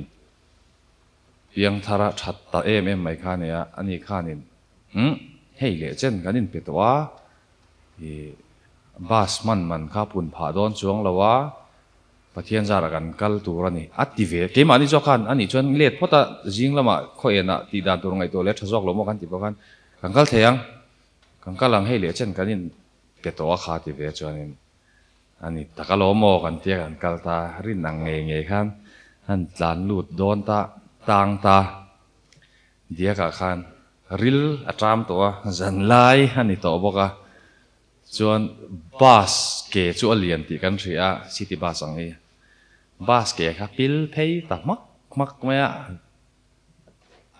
กัลที่ตัวเราเบียกช่วงเลตูร์ขันตั้งหลักโลตัวบ็อกซี่หันปูร์ตูร์ข้าข้อการฮัลลุตุกไลขันในบ็อกซี่ตู้มานมเราวะนู่นละเขาเฮเอ็งที่เงี้ยเนี่ยอันเตี้ยอันมังอังขบไม่จวนเฮติริงวัตตะกันอมจวนดิกเทลวังกันติตานอร์ชัวกังอูกันเตี้ยโอกาคารันนุยเรื่องไม่โอกาเนี่ยไดรเวอร์จ้ะโอกาคารันนุยเรื่องไม่อินนอร์ชัวกแล้วอินนอร์ชัวกแล้วว่าหันได้ชินมาโอลาเตี้ยกันได้ไหมจุเฮตะมัลกับเทงโดนขันได้ข้างง่ายเช่นไรเพกจนได้สวยจนน่าเสียกันตุ้มเวโตหลักหล่อบ็อกเสีย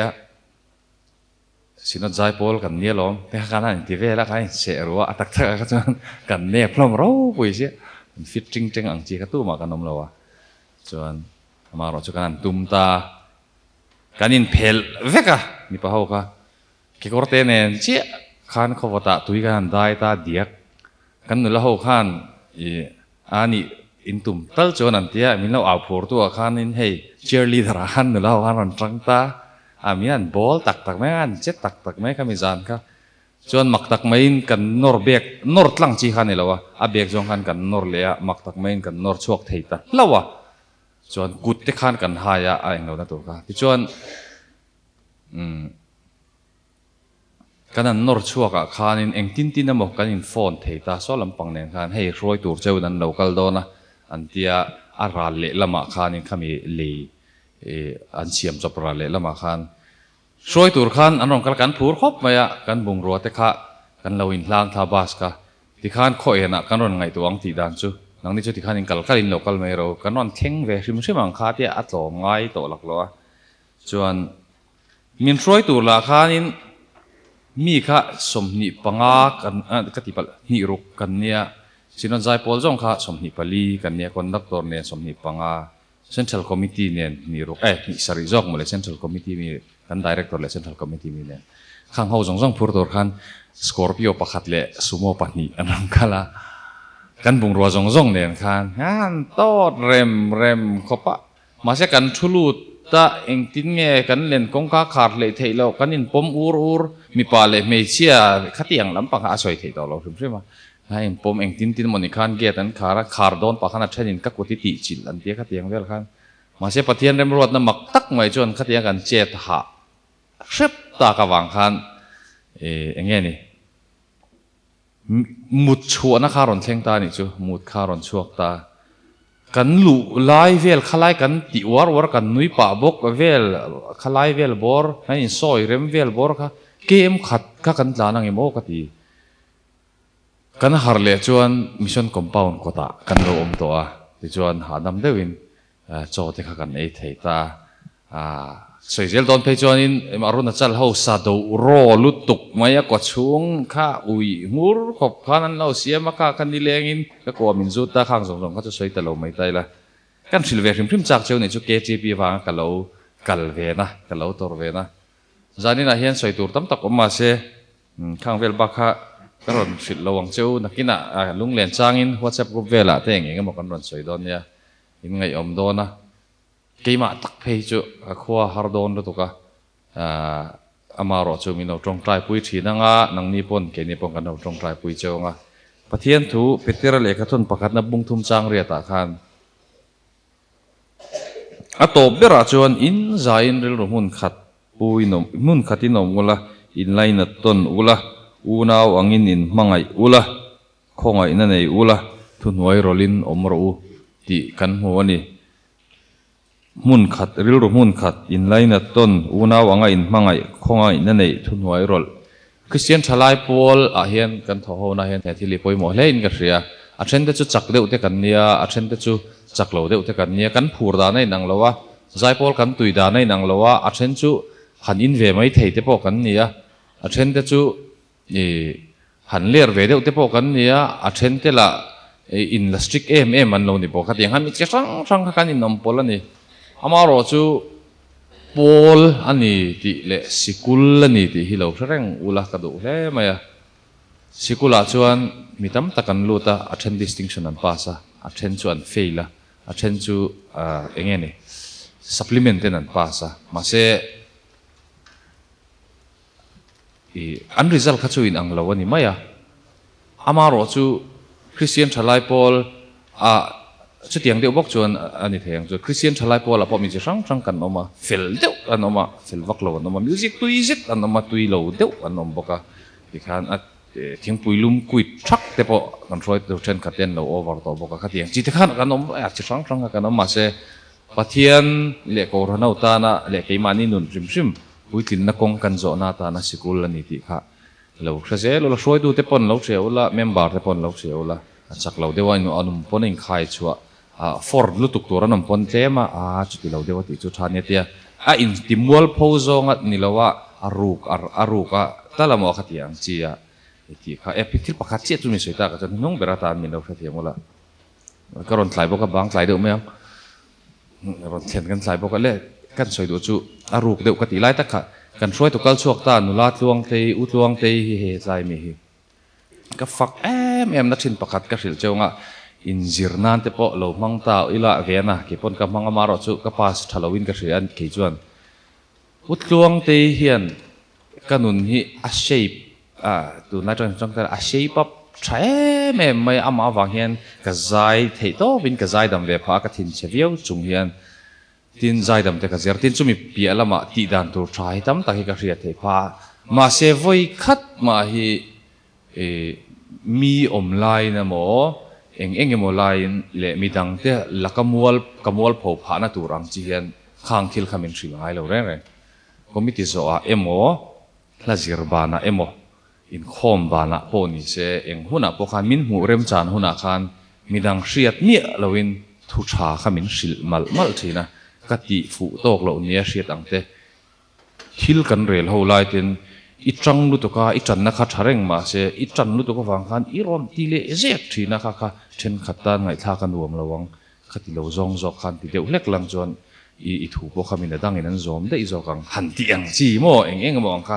มีเสียตามินจับจาร์เราขันมินสิลมัลทีนะมังไงในขัดขาที่ละค่ะลุเล่มาอะจุกันตัวนักการช่วยตัวเตเลเมมเบอร์เตปนเราอย่างเราละคอนดักตัวเตโซลฟาเทียมเบรันนี่แค่เราไม่ใช่เกนี่ข้าจวนกันยินมันเตียร์ขันโซลฟาค่ะกระเทียม kan viang hang ka thiam bera frank dawin ka zira sang ber box ya midang ka chu zira nom lowa ka thiam ber ka tingam ngata khang vai vel khat ke rol phur na nen thanem lo ngai nen pokon doctor min zir pi rang khat dik lo lo han ti mai thi na la zir na rang kain man ti lama khan a tlei rol te kha kan latin deuh bok nen khanin alo a thak mangai o ka tia conductor te kha kan chau ti mual pho reng kha lo ni a chu ai chuan kan conductor te ai music le solfa kan lo khezo kan ni pon la zir na ai mo la zir lai mo a mid amo midang hriat lai a chap char mol mol emo bol emo khatiang ni lo khanin khalai kha chu zani khairon ti fu lo pal nin ka hria khatiang ang chi zo ka direct ta ka ma ni le ma ni khatiang ti ang chi in fu yang kha lo war chun zom ula thamang e o ka ngai tu chuak tha ka van ti ka thi soi ho te lu nen kha thu te ka cha cheu ni ro se unaw angai hmangai in line ton tu noi rol khang zong zong kha tu na mi example apo khana telin ka hria na them christian thalai pol te lo vul zel ula pathian in roi zel cheu sela du sakna ka lan tak meu chewa lung len zual chang le eng emo ero chon in thil ti na vel bora kanon te de fu fu mai thei ani kha chon min no ko wat zel don ne alung aleng ani so in no ti don ya hello me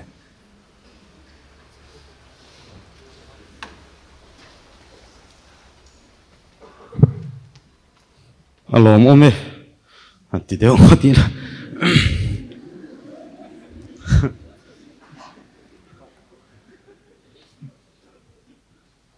Bethlehem Branch K3P hian hruai tu thatak tak kan lo thla nual to a chung kan thla zinga chuan zanya kan thla tur te hi kan hruai tu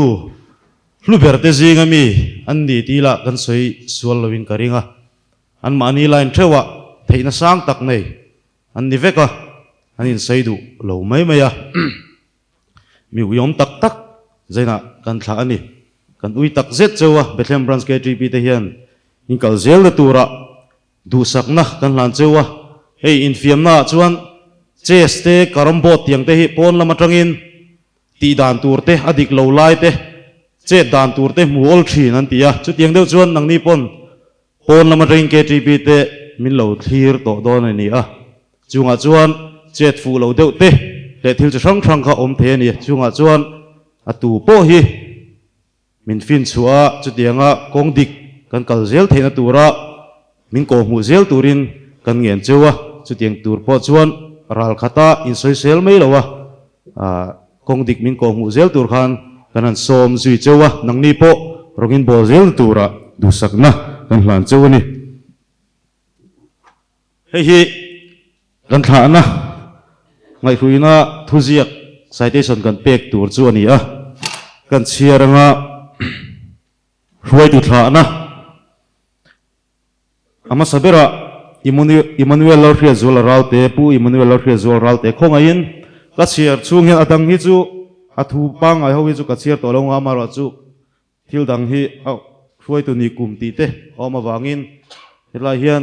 ka bula hian khongain lo ding mai sela kan chiar chung hian Christian Thalai Paul Bethlehem Branch hruai tu nia thanem ngai takarong ilo bol to na te ro pui kan ti in kan ngai hlu ti lan ti nan he thu zia khi kan hla na che kumbi thlia mangzawa min chol san tamai hi kan ui tak zet che ani pathian in hruai zel chero se hruai te ni kum hi committee member ni kum sang hi paru atanga sang hi pariat leader sang hi som pangale sang hi som ni le pani assistant leader sang hi som pani som pali sang hi som ni le pakhat secretary sang hi pakwa sang hi som pakhat assistant secretary sang hi le som pakwa treasurer sang hi som paruk som pasari le som pariat finance secretary sang hi le som pathum OB post hi hei achel kim vek ani chuanom hle mai athen phei chu kum tam tak kumeng mozat post chel te po anei boka hetiang mi hruai tu kan thla te hi alomam tak zet ani leader le secretary ten ming an ziak ani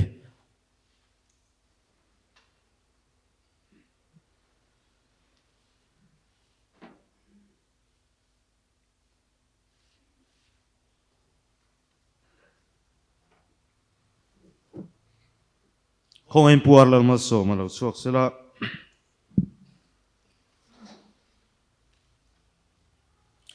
thu cái chỗ cái chiên non tổ lâu nga rồi tu ni kum branch committee member ni kum hi sang ni pasari akum malte te hang ka soi to lo me nga azon zatin sang ni som pasari tanga sang ni som ni ani a assistant leader sang ni som ni le pa ni treasurer sang ni le som ni le pakhat ani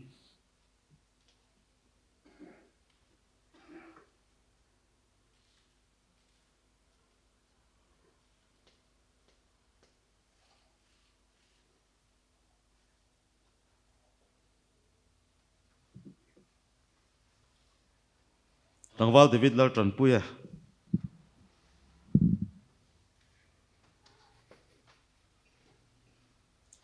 branch committee member ni kum hi sang ni som pakata tanga sang ni le som ni pani ani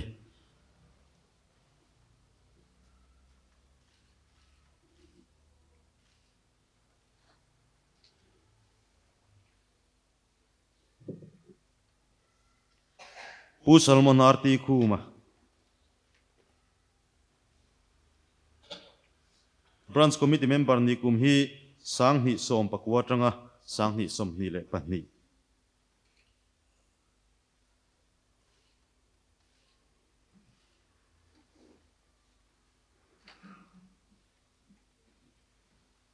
kan ruai tu te soi tong khang kan ui tak zet chewa ni san lama bielin atha to chewa amai ro chu zanina ei ma ni loina tak tak branch anei tu ni na tak taka an hun top tak zet ani a chuwang chuan in lo in thlakung ang ti kha kanan lawa member te pon in thu soi te engkim kha kan ning lo ani ngai nom kan ti kha an sil le du chu ni e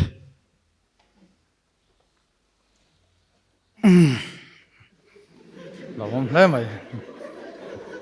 mong lâu khẩm đều tao anh đi bên mua khẩm về đều tao thốtกัน đừng ạ không ai cần giải đinh lúc tiền dân những cái khom thọ lòng khá chèn sang ngà zaruk ani chèn sang ngà zaruk chuang u nè cần xuôi tụ tệ han thả phèo ta nia cần đi đến sợi ta càng khan uyam don khop mày sợi chắc tắc tắc tệ tâm thế mày mà cho cần sợi vét tổ lâu nga thil pakhat theo han sợi về ram đủ chu hay cần leader kal chuak pui mà ama top hi an en hian a leader top nung zui chắc mi kai suai thiam ti ama hian lang top a chu chu ama kan ria reng tur le ama kan ria reng tur lo ni ta se KTP top ama mi kai suai thiam top ani na te tinai pu me sa kan soi chuan kan dil ruwa zai pol alo lang ma sa vek ang chu tiang mi chu ania zai pol lama thei to pa mi kai suai tu nia tin music thiam me ania church music kan ti anga ngat phei chuan mizawa ani bak ani ai tha anom lawang ti thei tu ania ama ang tluk soidon ni la chu hei midang anom vak lawang pu benate ba khi soi tu nom big lawang chu tiang chu kan suai tu kan nei ani a kin hei pu salmana ani po ama kan mu chuan tlom ngai na KTP rong bola chunga tlom ngai na mizo tlom ngai na ron chom nung tu poimo tak ani kan ria zan ria kan kai tho atam khop mai ka bikin music and sound lampang throi tu the phei chuan an ko tam sound lampang electric lampang thiam ani tin thil dang danga them thiam tak ani a chuwa cho mizo tlom ngai na kan ti tak tak hi KTP rong bol huang chunga ron chom lut tu ron chom nung tu ani kan ria chu chu kan soi du bo tin hei tlangwalal te a ama kan muwa impact na ama ai chon impact na ani top meril ruaron lang thin chu ama kan en chon ti ve mai hi nia amel en tlom na an tiang deuh kha mo ang te khan nia chung te chu kan hruai tu kan zaina kan thla tak te kan ria reng na tur te an nia an uyam don hne a mun ruak a zau don hle mai zaina kan ui tak zek cheu ani ti kha kan soi du ani ole tuna chon zai kan ngai thadon anga bulal ming lian chang te nen trangin pathian fak na hla kan ngai thla anga anin hun aman zo hian kan thu hril tu nula ram muan pui lo ding chun zom hma langa ani po in thla hrung chuang lo sela kan soita kan khan zain chu hun bik ania zan inanga kan hruai tu rual kan thla tam hi hun danga po kan tong to lo mai thei kan na tong ngai lo boka chung te chu ne chu bang chunin in thla hrung lo sela ni po ain bua saina te ain bua saina angin ron soi se tuna pu ming te a kan so manga nin hun aman zo kan thril tu ron ding chun zom hal don ya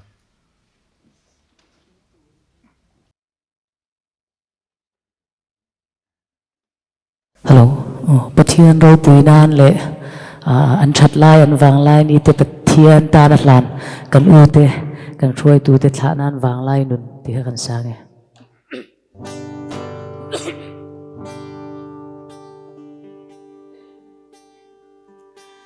thil thati tam khong in min ko that lai ni te hi lal pata amang turi thiam na thei na le kan ne zong te rin na min lal pata ni larang u vang lai nun hi lim thang mai lo bet Allah chuai mai don sirin om takin chat lai ni ti lal patan lanang u kan vang lai ni a chuai mai don si he khu vela ya har sat na toki mangan na tele beidon na telo thengi suang na chum pui le thêm na ten min be ma se nget ta ka dingin I pen selang u vang lai nun hi lim thang mai lo be parangin Allah chuai mai don si rinom takin chat lai ni te hi lal pata ni lanang u kan vang lai ni a chuai mai don si Swing nun lâu ra lin thì đã tham thim chu belly chăm đam tu lal ba ito ngam don em vang lai nun hi lim thang mai lâu bet parangin Allah chuai mai don si rinom takin chat lai ni te hi lal pata ni lanang u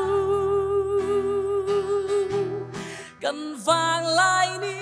a chuai mai don si lal paro puro se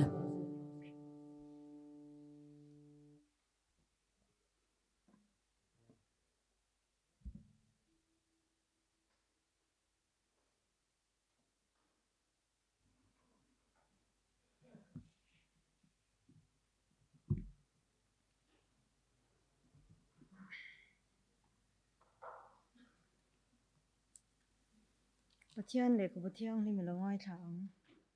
Timothy athon ni bungthum changa nangero chu engkima film khurla shiom twarla chanchin thashil tulam na thokla irong bol na khalin ro tile hebrai bungsom pathum chang sari in ho tu pathian thu lo shil tu te che u chu shreng ula an omda na thil chuak chungai to in an rin dan zero u alpan kan bible chiar timal min som sakro che ilo chung chayang ul pang pathian min mangai tu zaina hun chale hun lom mom min siam saka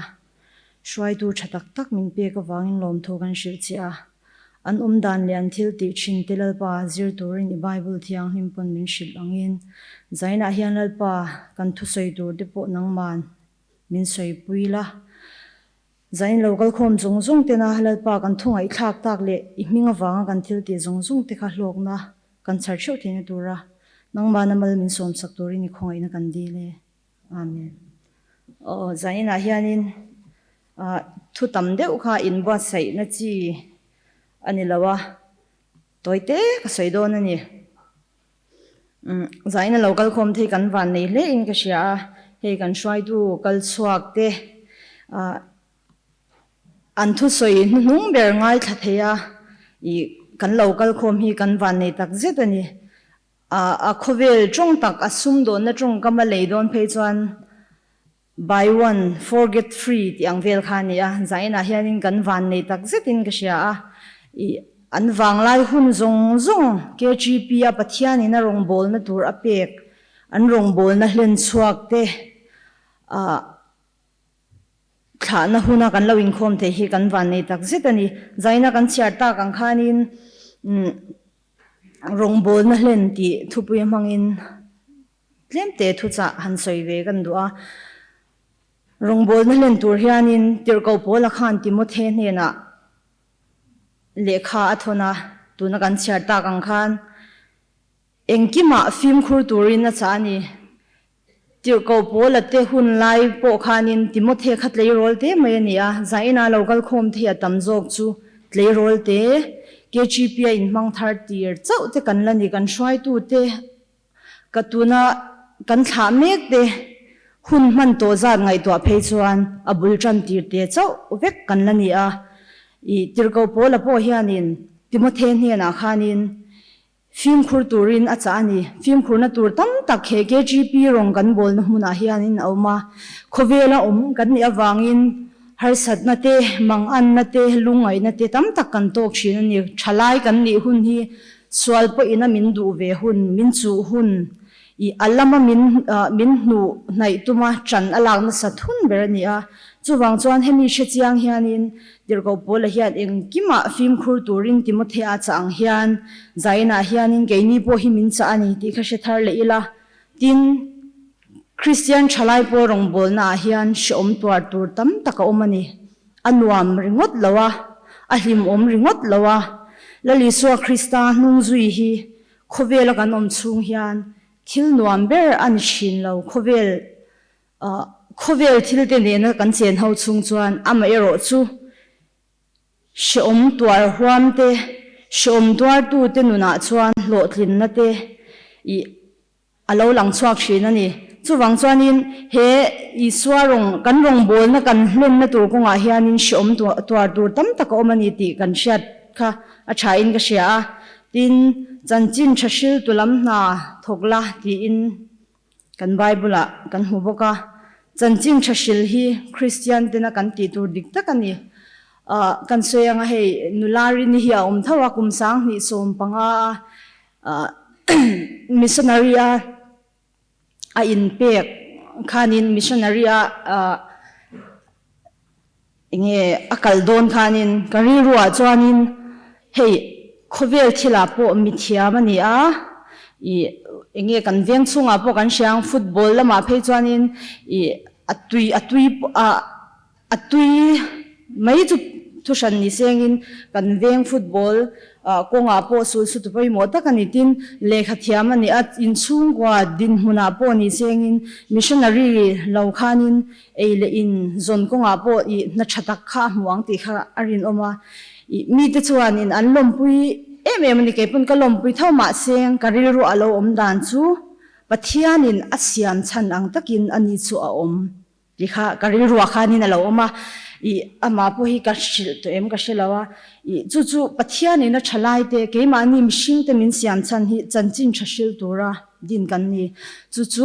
an ni chuanin an I kal chuakin an thonga alom me ma hei tun thlengin tuna po I rongbol na zau zok nei du in tian zirna I chunzomin ron omle ta nakina chuanin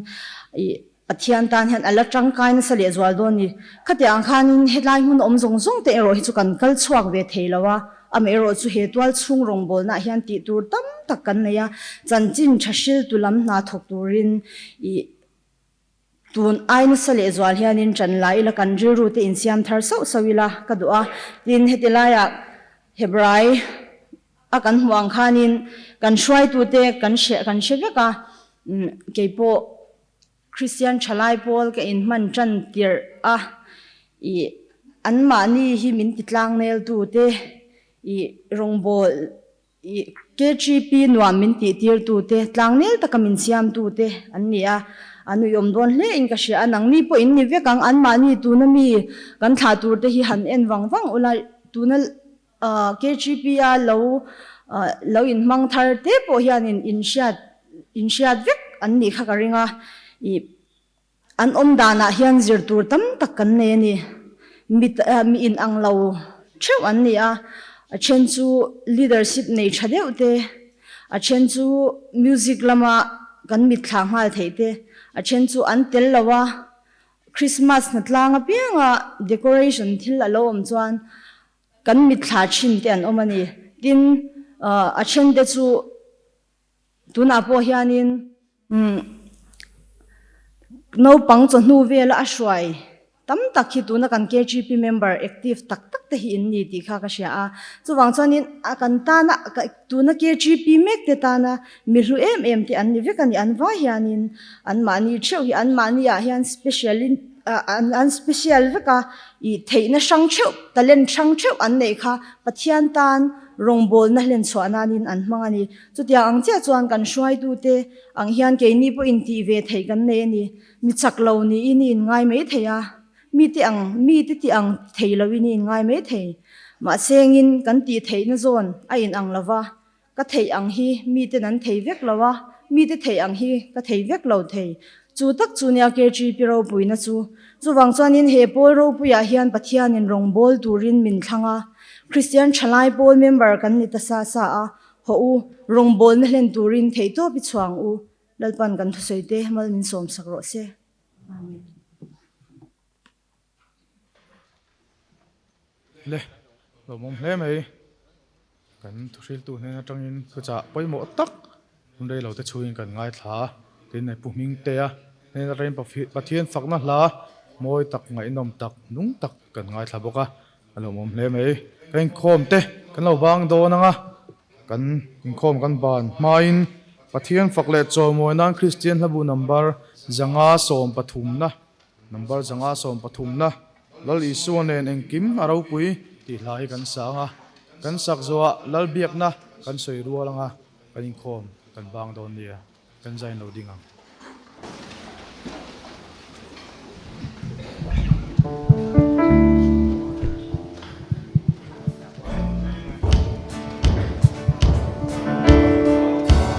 Harsat no tuk mailo lalpanin chuan van ram achang chin ami te min veng reng chin lal isuanin engkim aro pui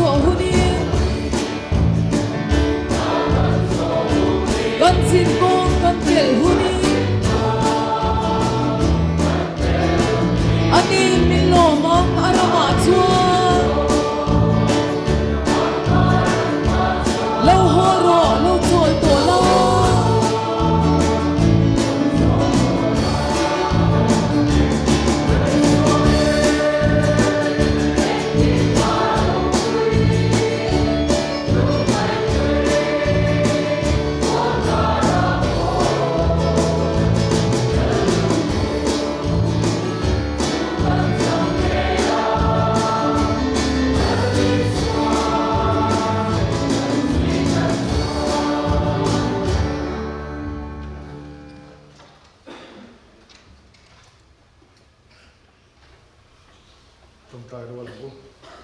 cần pa và đi mình sống rồi sẽ